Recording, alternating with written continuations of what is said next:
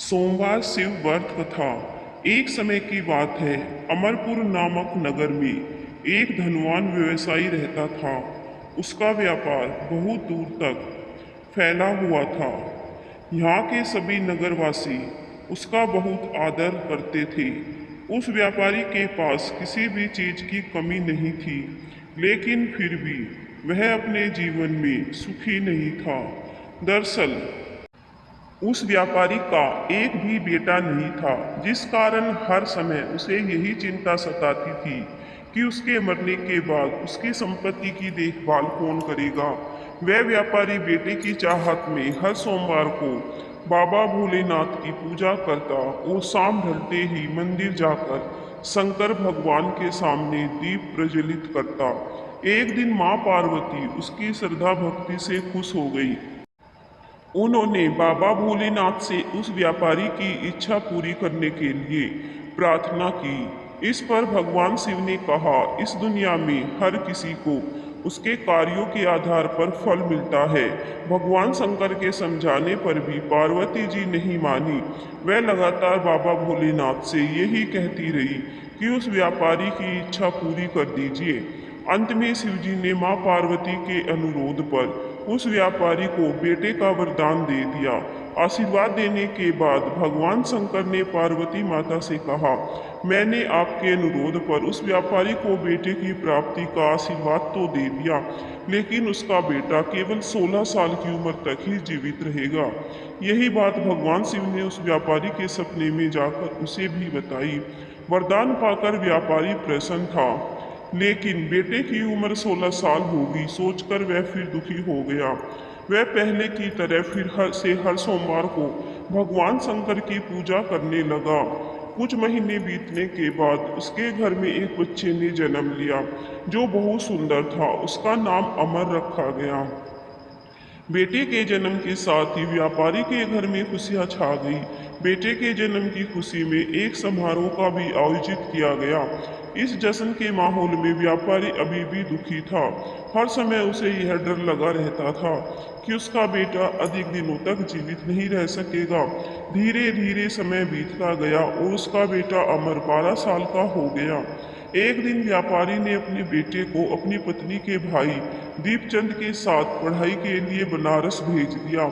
वाराणसी जाते समय रास्ते में जहाँ भी अमर और दीपचंद आराम करने के लिए रुकते, वहाँ वो यज्ञ और ब्राह्मणों के लिए भोजन की व्यवस्था करते जाते थे। कुछ दूर जाने के बाद अमर और दीपचंद एक नगरी पहुँचे। यहाँ नगर के महाराज की बेटी चंद्रिका की शादी थी, जिसके लिए पूरे नगर को दुल्हन की तरह सजाया गया था। ठीक उसी समय बारात भी आ गई। इस समय लड़के का पिता परेशान था, क्योंकि उसके बेटे की एक आंख खराब थी। उन्हें डर था कि अगर लड़की वालों को यह बात पता चल गई तो वह शादी तोड़ देंगे। तभी उसकी नज़र अमर और दीपचंद पर पड़ी। लड़के के पिता के मन में तुरंत ये ख्याल आया कि क्यों न अमर को ही दूल्हा बनाकर शादी के मंडप में बैठा दिया जाए। एक बार जब उसका विवाह राजकुमारी से हो जाएगा, तो फिर उसके बाद उसे कुछ पैसे देकर वहां से विदा कर देंगे। फिर राजकुमारी और अपने बेटे को अपने घर ले जाएंगे। लड़के के पिता ने बिना देरी के लिए दीपचंद से इस बारे में बात की और धन का प्रस्ताव रखा। दीपचंद ने पैसों के लालच में आकर तुरंत हाँ बोल दिया और अमन को दूल्हा बनाकर मंडप में बैठा दिया। यहाँ राजा ने राजकुमारी का कन्यादान कर दिया, विवाह संपन्न कराया और बहुत सारी संपत्ति के साथ अपनी बेटी को विदा किया। शादी के बाद जब अमर वहां से लौट रहा था तो उसे लगा कि झूठ बोलना सही नहीं है, और उसने राजकुमारी चंद्रिका के दुपट्टे पर सारी सच्चाई लिख दी।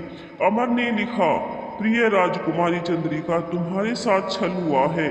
तुम्हारा विवाह मेरे साथ कराया गया। मैं एक व्यापारी का पुत्र हूँ और फिलहाल पढ़ाई के लिए वाराणसी जा रहा हूँ। तुम्हारी शादी जिससे तय हुई थी उसकी एक आंख खराब है। राजकुमारी ने यह सच जानने के बाद उस लड़के के साथ जाने से इनकार कर दिया और अपने पिता के साथ ही रहने लगी। उधर अमर वाराणसी के गुरुकुल में पहुंचकर पढ़ाई करने लगा। धीरे धीरे समय बीतता गया और अमर 16 साल का हो गया। इस दौरान उसने एक महायज्ञ समाप्त आयोजन किया। यज्ञ समाप्त होने के बाद अमर ने सभी ब्राह्मणों को खाना खिलाया और उन्हें कपड़े दिए। सारे काम खत्म करने के बाद अमर रात में अपने कमरे में सोने चला गया। भगवान शंकर के वरदान के मुताबिक उसी रात अमर के प्राण चले गए। अगली सुबह जब दीपचंद उसके कमरे में पहुंचा तो उसने देखा कि अमर जीवित नहीं है। वह जोर जोर से रोने लगा। उसके रोने की आवाज़ सुनकर आसपास के लोग भी इकट्ठा हो गए और अपना दुख जताने लगे। दीपचंद के रोने की आवाज़ भगवान शिव और माँ पार्वती के कानों तक भी पहुंची। यह सुन माता पार्वती ने कहा, हे स्वामी, मैं दीपचंद के रोने की इस आवाज़ को बर्दाश्त नहीं कर पा रही हूँ। कृपा करके इसके दुख को दूर करें। पार्वती जी की बात सुनकर बाबा भोलेनाथ अमर के पास पहुँचे। यहाँ उन्होंने देखा कि यह तो वही बालक है जिसे केवल 16 साल की उम्र तक ही जीवित रहने का आशीर्वाद मिला था।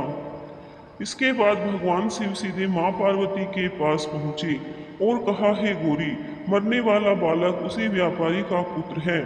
इसने अपनी उम्र पूरी कर ली है। यह सुन माता पार्वती ने भगवान शिव से एक बार फिर से आग्रह किया। उन्होंने कहा, स्वामी, आप कृपा करके इस बालक को दोबारा जीवित कर दें। इसे मर्त देख उसके माता पिता भी अपने प्राण त्याग देंगे। माता पार्वती ने भोलेनाथ को याद दिलाया कि अमर के पिता उनके सबसे बड़े भक्त हैं। कई सालों से वे हर सोमवार को उनकी पूजा करते आ रहे हैं। माँ गौरी के अनुरोध पर भगवान शंकर ने अमर को जीवित होने का आशीर्वाद दिया और अमर दोबारा जिंदा हो गया। कुछ समय बाद जब अमर की पढ़ाई पूरी हो गई तो वह अपने मामा दीपचंद के साथ वापस अपने गांव चला गया। चलते चलते दोनों उसी नगरी में जा पहुंचे जहां राजकुमारी चंद्रिका से उसका विवाह हुआ था। यहाँ पहुंचकर अमर ने एक महायज्ञ किया। तभी पास से गुजर रहे उस नगर के महाराज ने महायज्ञ होते देखा। महाराज ने एक ही पल में अमर को पहचान लिया और महायज्ञ के समाप्त होते ही वो अमर और दीपचंद को अपने साथ ले गए। कुछ दिनों तक उन्होंने अमर और दीपचंद को अपने महल में ही रखा।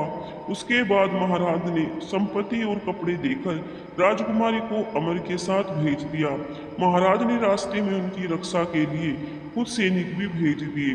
दीपचंद भी महल से अपने नगर को पहुंचा और दूत के हाथों अमर के आने की सूचना व्यापारी तक पहुंचाई। व्यापारी को जैसे ही पता चला कि उसका बेटा 16 साल की उम्र के बाद भी जीवित है तो वह बहुत खुश हुआ। दरअसल व्यापारी और उसकी पत्नी दोनों ने खुद को एक कमरे में बंद कर लिया था। वह बिना कुछ खाए पिए अपने बेटे का इंतजार कर रहे थे। दोनों ने यह प्रण लिया था कि अगर उन्हें अपने बेटे की मौत की खबर मिली तो वह भी अपनी जान दे देंगे। दूत की बात सुनकर व्यापारी और उसकी पत्नी नगर के अन्य लोगों के साथ अपने बेटे के स्वागत के लिए नगर के गेट के पास पहुंचे। यहाँ उसे पता चला कि उसके बेटे की शादी एक राजकुमारी से हुई है। वह दोनों साथ में आए हैं तो उनकी खुशी दोगुनी हो गई। बेटे और अपनी बहू का स्वागत उसने काफी धूमधाम से किया। उसी रात एक बार फिर से बाबा भोलेनाथ व्यापारी के सपने में आए और कहा, मैं तुम्हारी भक्ति से खुश हूँ। हर सोमवार को तुम मेरी पूजा करते हो, इसीलिए मैंने तुम्हारे बेटे को लंबी उम्र का वरदान दिया है। भगवान शिव की यह बातें सुनने के बाद व्यापारी बहुत खुश हुआ। बेटा का जीवन वापस मिलने के बाद भी व्यापारी सोमवार को भगवान शिव की आराधना करता रहा। इससे शिव पार्वती दोनों को ही कृपा व्यापारी के घर में बनी रही। जय भोलेनाथ। धन्यवाद।